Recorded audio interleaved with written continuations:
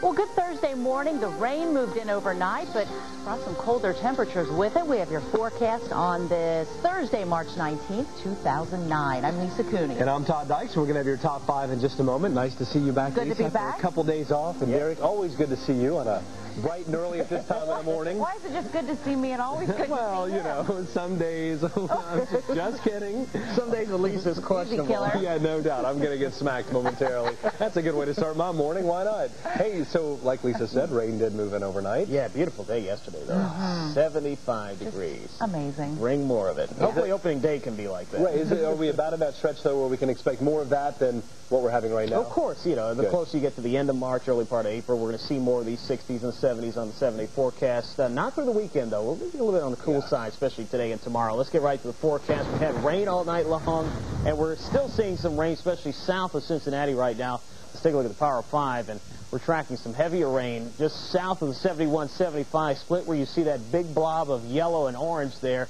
Could be some moderate to occasionally heavy rainfall down in that particular region. That would include parts of Pendleton County through Grant County and back into Owen County as well. But rain lightening up the farther north you go. Still dealing with some rain through the south sides of the metro around downtown, Covington, Newport, out around the Alexandria area, Cold Springs, still some light rain, Florence, and back into our friends over in southeast Indiana, seeing some rain just south of Versailles. And this will gradually start to sag to the south.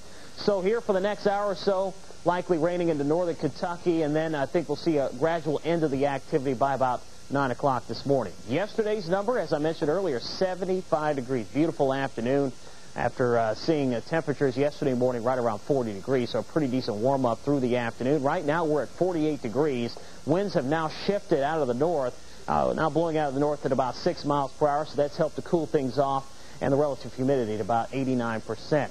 There's that rain which started off yesterday evening. Came in a little bit earlier than we were thinking, but some spots did get a little bit of shower activity yesterday evening.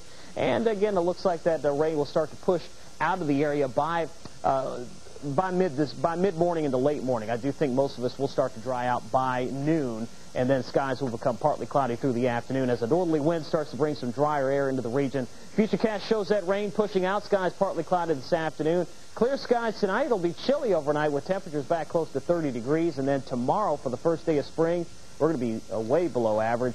High temperatures about 10 degrees cooler than what we should be seeing for this time of year. Mid to upper 40s expected for tomorrow afternoon. So rain moves out, clearing skies today, 52 the high temperature. Clear skies tonight, down to about 30 degrees for the light north wind. 7-day forecast. Again, those temperatures through the weekend gradually warming back up, although tomorrow will be a little bit on the cool side. 48 degrees, 57 Saturday, 60 on Sunday, and then temperatures warming back up close to 70 degrees by the early part of next week.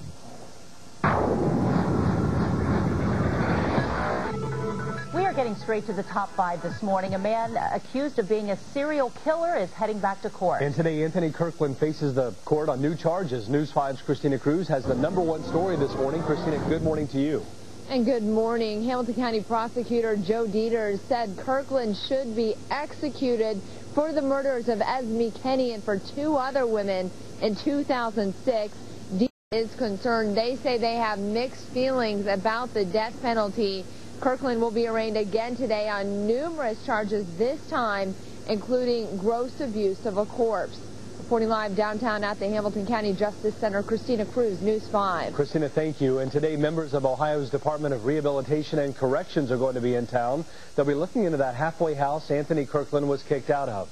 It's the Pogue Center. It's come under fire since Esme Kenny's murder. Once the investigation is complete on that halfway house, recommendations will be made to Governor Ted Strickland about what to do with the center. Now, coming up this morning at 5:30, we're going to talk about what Esme Kenny's family wants to do to help keep other tri-state children safe. Today, Washington leaders take on the fight of keeping your tax dollars out of the hands of executives, including those at AIG. Nicole Killian is in Washington with our #2 story. Lisa, House Democratic leaders are moving forward with a bill to tax up to 90% of bonuses paid out to executives at companies that get $5 billion or more in federal aid.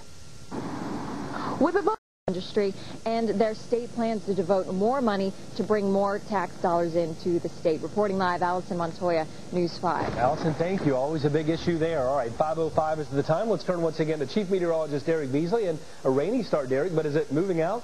Well, it looks like the rain is moving out, Todd, and temperatures are still beginning to drop after seeing highs in the mid-70s yesterday. We're only going to be in the 50s this afternoon.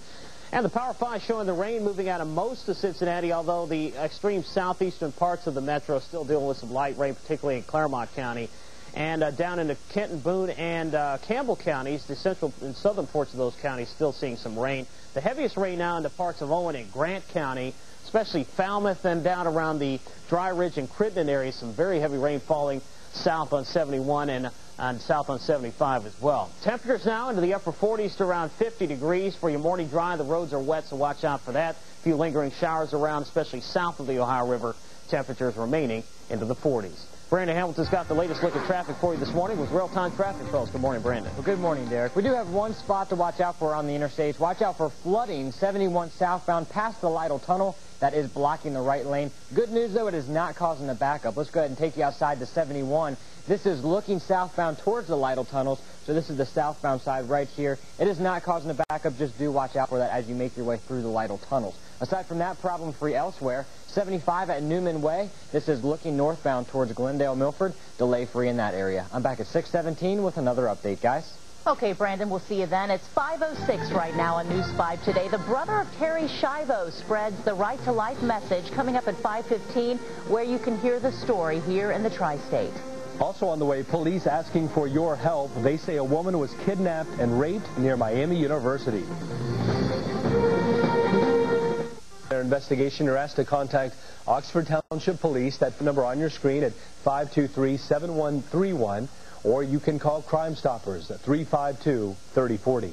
Now straight to top stories with new information this morning. Police investigating a shooting in Northwest Fairmount this morning. It happened around 9:30 last night on the corner of 5th Avenue. We're told a man was walking home when 3 armed men tried to rob him.